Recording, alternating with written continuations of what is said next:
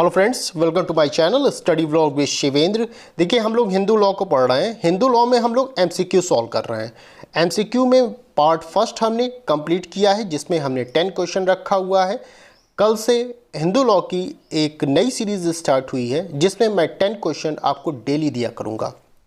तो part first में हमने 10 क्वेश्चन ऑलरेडी दे रखा है। आज पार्ट 2 है, इसमें भी मैं आपको 10 क्वेश्चन दूंगा।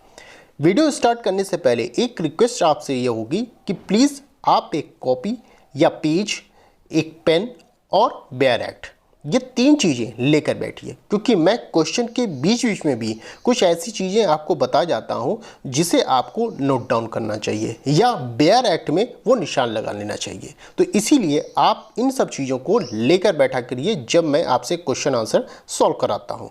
ठीक है, तो चलिए स्टार्ट करते हैं वीडियो को। तो पार्ट 2 के एमसीक्यू में पहला आपका क्वेश्चन है, हिंदू विवाह अधिनियम 1955 में प्रयुक्त हिंदू शब्द में कौन सम्मिलित नहीं है। ध्यान दीजिएगा, पूछा जा रहा है कौन सम्मिलित नहीं है। अब देखिए कैसे आपको क्वेश्चन सॉल्व करना, ये भी आपको ऐसे पता चलेगा। देख, पूछा जाएगा कि हिंदू शब्द में कौन सम्मिलित नहीं है। ये ध्यान रखिएगा, ये क्या कहा गया, कौन नहीं है। यहाँ स्टूडेंट क्या करते हैं कि नहीं, इतनी तेज क्वेश्चन को पढ़ते हैं कि नहीं जो है वो पीछे छूट जाता है बेचारा।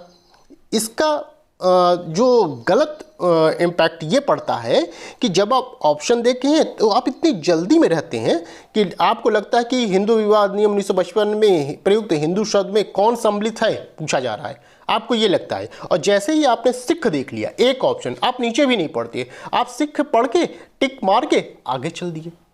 भैया, जब भी आपसे क्वेश्चन पूछा जाए तो आपको चारों ऑप्शन पढ़ने हैं, ये ध्यान रखिएगा। भले ही आपको वो आंसर ए में मिल गया, फिर भी आपको option B, option C, option D, ये चारों आपको ऑप्शन पढ़ना है। क्लियर? चले, तो क्या पूछा जा रहा है, हिंदू शब्द में कौन सम्मिलित नहीं है। तो कौन सम्मिलित नहीं है, तो इसमें आपका ऑप्शन सी होगा, ये पारसी सम्मिलित नहीं है। कैसे पता चला हमें पता चला सेक्शन 2 जब हम पढ़ते हैं हिंदू विवाह अधिनियम 1955 का, तो उसमें बताया गया है कि हिंदू में कौन है, बौद्ध है, जैन है और सिख को शामिल किया गया है। ठीक है, अच्छा, संविधान में भी कहीं शामिल है या ऐसा कुछ कहा गया है? यदि कहा गया है, हिंदू में बताया गया है कि ये लोग भी शामिल हैं, बौद्ध, जैन, सिख, अगर आपको पता होगा तो कमेंट करके मुझे ज़रूर बताइएगा कि हमारे कॉन्स्टिट्यूशन में ये प्रावधान कहाँ किया गया है। ठीक है, चलिए नेक्स्ट क्वेश्चन देखते हैं। हिंदू विवाह अधिनियम की किस धारा में सपिंड संबंध परिभाषित है। ध्यान दीजिएगा, सपिंड संबंध को पूछा जा रहा है कि कहाँ परिभाषित है। तो हिंदू विवाह की जो परिभाषा दी गई है, कहाँ दी गई है, सेक्शन 3 में दी गई है। ये पता होना चाहिए आपको। अब देखिए, 4 ऑप्शन आपके पास हैं, 3A, 3B, 3F और 3G। तो इसका सही ऑप्शन क्या होगा? इसका सही ऑप्शन होगा आपका ऑप्शन सी। 3F में बताया गया है सपिंड संबंध के विषय में। ठीक है, सपिंड नातेदारी लागू होती है, कहाँ तक लागू होती है? यदि माँ की तरफ से पूछा जाए, माता की तरफ से, तो 3 पीढ़ी तक लागू होती है। यदि पिता की तरफ से पूछा जाए तो पिता की तरफ से 5 पीढ़ी तक लागू होती है। ये पता होना चाहिए, ये भी क्वेश्चन आपका बनता है। अब तो ये हुई बात 3F की कि इसमें क्या दिया गया है, सपिंड नातेदारी। अब बचे 3 जो ऑप्शन है उसको भी हम लोग देख लेते हैं। सेक्शन 3 के ए में क्या बताया गया है, रूढ़ि और प्रथा के विषय में बताया गया, कस्टम एंड यूजेस के विषय में बताया गया, परिभाषित दिया गया है। सेक्शन 3 के बी में जो है वो डिस्ट्रिक्ट कोर्ट की परिभाषा दी गई है। वहीं सेक्शन 3G में जो है ये क्या परिभाषित किया गया है, यहाँ प्रतिष्ठित नातेदारी की डिग्रियों के विषय में बात की गई है। ठीक है, ये ध्यान दीजिएगा। चलिए नेक्स्ट क्वेश्चन देख लेते हैं। नेक्स्ट क्वेश्चन है हमारा, सपिंड संबंध से संबंधित सिद्धांत किस सिद्धांत पर आधारित है। तो किस सिद्धांत पर आधारित है, सजाति विवाह, बहिर्विवाह, बहुविवाह, एक विवाह। तो किस विवाह पर आधारित है, तो ये बहिर्विवाह पर आधारित है। ठीक है, तो क्वेश्चन 3 का ऑप्शन बी आपका सही होगा। चलिए नेक्स्ट क्वेश्चन देख लेते हैं। हिंदू विवाह अधिनियम की कौन सी धारा विवाह की शर्तों का प्रावधान करती है? मोस्ट इंपॉर्टेंट आपका क्वेश्चन है, ध्यान दीजिएगा। हिंदू विवाह अधिनियम की कौन सी धारा विवाह की शर्तों का प्रावधान करती है? Section 2, section 3, section 4, section 5। तो कौन सी धारा है? तो आपको पता होगा कि ऑप्शन सी सही होगा। सेक्शन 5 आपका प्रावधान करती है विवाह की शर्तों का। अच्छा, शर्तें क्या होनी चाहिए ये इंपॉर्टेंट है, ये भी पूछा जाता है, ध्यान रखिएगा। पहली शर्त देखिए 5, सेक्शन 5 में टोटल 5 शर्तें बताई गई हैं। 5 है भी सेक्शन 5 नंबर पड़ा है और शर्तें कितनी हैं? 5 ही बताई गई हैं, ध्यान रखिएगा। पहली शर्त क्या होनी चाहिए कि विवाह के समय दोनों पक्षकारों में से मतलब पति और पत्नी में से किसी का भी पति या पत्नी जीवित नहीं होना चाहिए। मतलब उनके अलावा एक और पति या एक और पत्नी जीवित नहीं होना चाहिए, ठीक है। दूसरा, विवाह के समय पक्षकार जो है चित्त विकृत से पीड़ित ना हो, सेक्शन 84 आईपीसी के अंतर्गत, ठीक है, चित्त विकृतता उससे पीड़ित नहीं होनी चाहिए। एंड थर्ड जो बताया गया है शर्त कि विवाह के समय वर की आयु 21 वर्ष तथा वधू की आयु 18 वर्ष होनी चाहिए। ध्यान दीजिएगा, एज पर ध्यान दीजिएगा। अच्छा, एक चीज़ आप ध्यान दीजिएगा, आप हिंदू लॉ जब आप पढ़ते हैं और विवाह पढ़ते हैं तो एज कितनी बताई गई? 21 वर्ष, क्लियर। और वधू की आयु कितनी? 18 वर्ष। लेकिन जब मुस्लिम लॉ पढ़ते हैं, आप निकाह पढ़ते हैं, हिंदू लॉ में विवाह होता है, मुस्लिम लॉ में निकाह होता है। तो मुस्लिम लॉ में जब आप निकाह पढ़ते हैं तो वहाँ एज कितनी है वयस्कता की? वहाँ एज 15 वर्ष है, ठीक है, एज ऑफ प्यूबर्टी जिसको हम कहते हैं, ये ध्यान रखिएगा। वहाँ 15 वर्ष है, यहाँ 21 और 18 वर्ष बताई गई है, ये ध्यान रखिएगा, ठीक है। तो ये हुई बात विवाह की शर्तों की, मोस्ट इंपॉर्टेंट है, ध्यान रखिएगा। और इसमें यह भी आपको पढ़ना चाहिए कि जब ये 5 शर्तें बताई गई हैं, इन 5 शर्तों में किसी का हम उल्लंघन कर रहे हैं तो उसके लिए अलग अलग दंड का प्रावधान किया गया है। इन शर्तों में कहाँ कब कोई वो विवाह शून्य हो जा रहा है, कोई विवाह कब शून्यकरणीय हो जा रहा है, ये भी आप पढ़िएगा। ये ध्यान दीजिए, सेक्शन 5 जो है मोस्ट इंपॉर्टेंट है, ये ध्यान रखिएगा, ठीक है। चलिए नेक्स्ट क्वेश्चन देखते हैं। हिंदू विवाह अधिनियम की कौन सी धारा विवाह के पंजीकरण से संबंधित है? तो section 13A, section 8, section 13B कोई नहीं। तो पंजीकरण से कौन सी धारा आपका संबंधित है? तो ऑप्शन इसका बी होगा, सेक्शन 8 में बताया गया है, ठीक है। क्या बताया गया है? विवाह का रजिस्ट्रीकरण कराना होगा। आप समझिए, इसमें एक और क्वेश्चन आपसे बन सकता है कि विवाह का रजिस्ट्रीकरण अगर नहीं कराया जाता है तो कितना दंडित किया जाएगा? तो याद रहे कि विवाह का रजिस्ट्रीकरण न कराने पर 25 रुपये तक जुर्माना लगाया जा सकता है। ये ध्यान रहे, ये पूछा जा सकता है आपसे, ठीक है, ये आप ध्यान रखिएगा, ठीक है। चलिए नेक्स्ट क्वेश्चन पढ़ते हैं हम लोग। हिंदू विवाह अधिनियम में दाम्पत्य अधिकारों के प्रत्यास्थापन का उपबंध किस धारा में दिया गया है? Section 9, section 10, section 12, section 13। तो किस में बताया गया है? इसका ऑप्शन होगा ए, सेक्शन 9 में बताया गया है, ठीक है। क्या बताया गया है? दाम्पत्य अधिकारों के प्रत्यास्थापन की बात की गई है। रिस्टिट्यूशन ऑफ कंजुअल राइट्स के विषय में सेक्शन 9 प्रावधान करता है। क्या है ये? ये है, ऐसा है कि जब दोनों पक्षकार मतलब पति पत्नी होते हैं, दोनों में से यदि कोई बिना कारण के छोड़ के चला जाता है तो उसमें से एक पक्षकार यह चाहता है कि भैया दूसरा पक्षकार मेरे पास आए और हंसी खुशी रहे, ठीक है, जीवन बिताएं, हम लोग पारिवारिक जीवन बिताएं। तो इसलिए न्यायालय में आवेदन दाखिल किया जाता है। जैसे मान लीजिए कि पत्नी जो है पति से बिना किसी कारण के, कोई कारण नहीं है, ठीक है, रुष्ट हो गए चली गई, ध्यान रखिएगा, रुष्ट हो गए कहीं चली गई या वैसे ही चली गई बिना अकारण के अपने चली गई मायके में। अब नहीं आ रही है, तो यहाँ पति क्या करता है कि न्यायालय में एक आवेदन दाखिल करता है कि हुजूर उनसे कहिए कि आके मेरे साथ रहें, वो बिना कारण के वो चली गई हैं। तो इस चीज़ का न्यायालय क्या करता है, जांच पड़ताल करता है कि क्या ऐसा तो नहीं कि आपने प्रताड़ित किया था इसलिए वाइफ आपकी चली गई।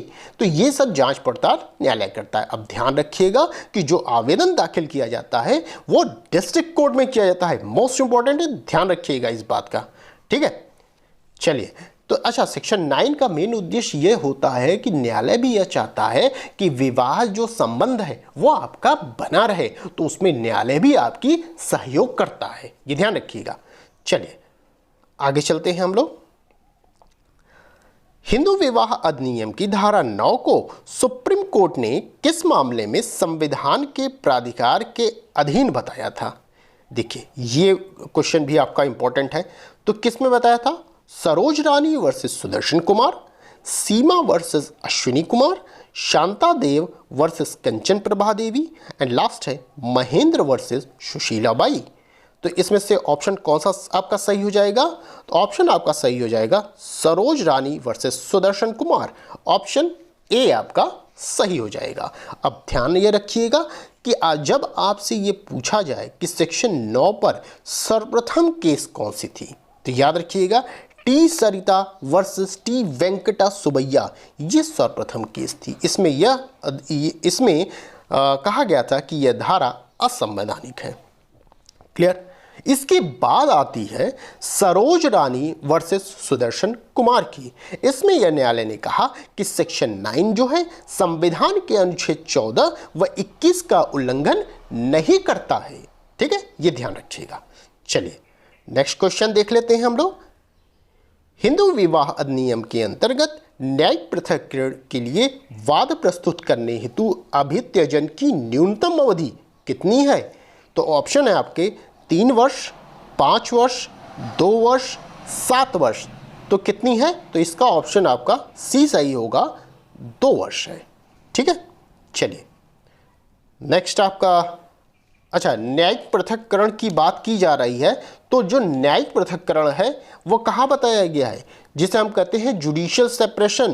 तो ये आपको बताया गया है सेक्शन 10 में। ठीक है, ये याद रखिएगा।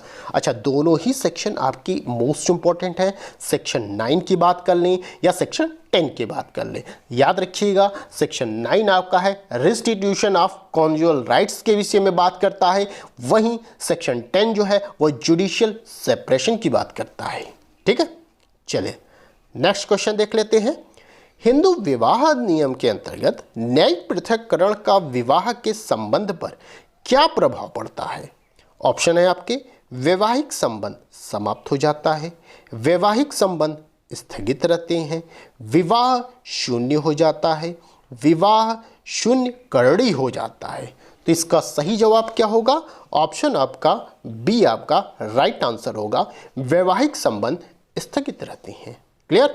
ये ध्यान रखिएगा, जब कभी भी सेक्शन 9 के अंतर्गत सेक्शन 10 के अंतर्गत न्यायिक पृथक्करण का आवेदन दिया जाता है तो वहाँ पे क्या होता है कि जो विवाह आपका है वो समाप्त नहीं होता, बल्कि विवाह जो है वो स्थगित होता है। ठीक है, ये ध्यान रखिएगा। आप ये भी ध्यान रखिएगा, जब कभी आप कोर्ट के अंदर जाते हैं और तलाक के लिए जाते हैं या विवाह विच्छेद के लिए जाते हैं तो कोर्ट सबसे पहले आपको विवाह विच्छेद ही नहीं देता, सेक्शन 13 के अधीन तलाक नहीं देता, बल्कि आपको एक और मौका देना चाहता है न्यायालय, क्योंकि न्यायालय की भी मंशा यही है कि जो पक्षकार हैं हंसी खुशी राजी अपने घर रहें। ठीक है, परिवार बना रहे। परिवार तोड़ने की से सही है परिवार को जोड़ना। ठीक, तो न्यायालय भी परिवार को जोड़ना चाहता है। इसीलिए जब भी न्यायालय के पास आप तलाक के लिए जाते हैं तो न्यायालय कहता है कि भैया आप सेक्शन 10 के अंतर्गत न्यायिक पृथक्करण ले लीजिए, जुडिशियल सेपरेशन कर लीजिए, अलग अलग रह के एक बार देख लीजिए 1 साल। अगर आप नहीं रह पाते हैं तब आप तलाक के लिए अर्जी दीजिए। ठीक है, ऐसा भी हो सकता है कि आप सेक्शन 10 के अंतर्गत अगर जुडिशियल सेपरेशन ले लेते हैं, 1 साल अलग रहते हैं, तो हो सकता है कि अलग रहने पर आप लोगों को याद आए, एक दूसरे की पुरानी चीज़ें याद आएँ। तो आप एक मतलब देखिए, एक ये चीज़ होता है ना कि जब आदमी आपके पास रहता है तो उसकी अहमियत नहीं होती, लेकिन वही आदमी जब आपसे दूर चला जाता है तब उसकी अहमियत आपको पता चलती है। ये आपको भली भांति पता होगा, ठीक है। आपके पास का व्यक्ति कोई भी हो सकता है, जब रह रहा है नहीं पता है, जिस दिन चला गया दूर उस दिन पता चलता है। इसी की मंशा अगर देखते हुए न्यायालय भी यहाँ पर जुडिशियल सेपरेशन का एक ऑर्डर पास करती है और कहती है कि भाई आप अलग रख के एक बार देख लीजिए, ठीक है। चलिए नेक्स्ट क्वेश्चन देखते हैं। लास्ट क्वेश्चन हमारा है, हिंदू विवाह अधिनियम की किस धारा के अंतर्गत न्यायिक पृथक्करण के आधार दिए गए हैं? तो ऑप्शन है सेक्शन 9, सेक्शन 10, सेक्शन 11, सेक्शन 13। इसका सही ऑप्शन क्या होगा? इसका सही ऑप्शन है सेक्शन 10, ठीक है। यहां आपके न्यायिक पृथक्करण के लिए कुछ आधार बताए गए हैं। कितने आधार बताए गए हैं? ध्यान रखिएगा, 9 आधार हैं, ठीक है। 9 ग्राउंड बताए गए हैं जो किसी भी पक्षकार को प्राप्त है, मतलब पति और पत्नी दोनों को प्राप्त है। लेकिन पत्नी की बात की जाए तो पत्नी को सेक्शन 13 सब क्लास 2 के अंतर्गत ये 4 अधिकार प्राप्त हैं अलग से, ठीक है। एक चीज और समझिएगा आप, जो हमने कहा कि 9 ग्राउंड प्राप्त हैं, ये 9 जो ग्राउंड हैं आपके 9 ग्राउंड ये पहले प्राप्त थे, ठीक है। लेकिन देखिए 9 ग्राउंड जो है आपके विवाह विच्छेद में भी यही है ग्राउंड, उसके अलावा और चीज़ें बढ़ जाती हैं 2 और। लेकिन ध्यान से समझिएगा, सेक्शन 10 में जो 9 ग्राउंड बताए गए हैं ये पहले थे। उसमें से जो एक ग्राउंड है उसको 2019 के द्वारा हटा दिया गया है। ध्यान रखिएगा, जो आपका 6वां ग्राउंड था कोढ़, ठीक है, लेप्रोसी जिसको हम कहते हैं, इसको 2019 के द्वारा हटा दिया गया, ठीक है। तो अब 9 न रख के अब 8 हो गए हैं, ये ध्यान रखिएगा। पूछा जा सकता है आपसे क्वेश्चन कि बताइए जो 9 ग्राउंड थे उसमें से कौन सा ग्राउंड 2019 के द्वारा हटा दिया गया, या आपसे पूछा जा सकता है कि बताइए जो लेप्रोसी है उसको, जो कोढ़ है उसको हटा दिया गया, किस सन में हटा दिया गया, सन भी आपको याद होने चाहिए। तो 2019 है, ठीक है। तो आई होप आपको ये वीडियो पसंद आई होगी। ये हमने आपको पूरे 10 क्वेश्चन कराए। देखिए देखने में तो लग रहा है बस 10 ही क्वेश्चन है, मगर ये 10 क्वेश्चन करके आप समझ लीजिए इतने क्वेश्चन आप कर जाएंगे ना, आपको आभास तक नहीं होगा। आप 10 ही क्वेश्चन करिए, मगर सॉलिड क्वेश्चन करिए। आप ये भी देखिए कि आप सिर्फ 10 क्वेश्चन नहीं कर रहे हैं, आपको पूरी हिंदू लॉ की जानकारी भी हो जा रही है। एक तरह से मैं पूरा हिंदू लॉ आपको पढ़ा दिया रहा हूँ, ठीक है। आप ये भी सोचिएगा, ठीक है। तो बस आज के लिए इतना ही, फिर मिलते हैं नेक्स्ट वीडियो में। Thank you.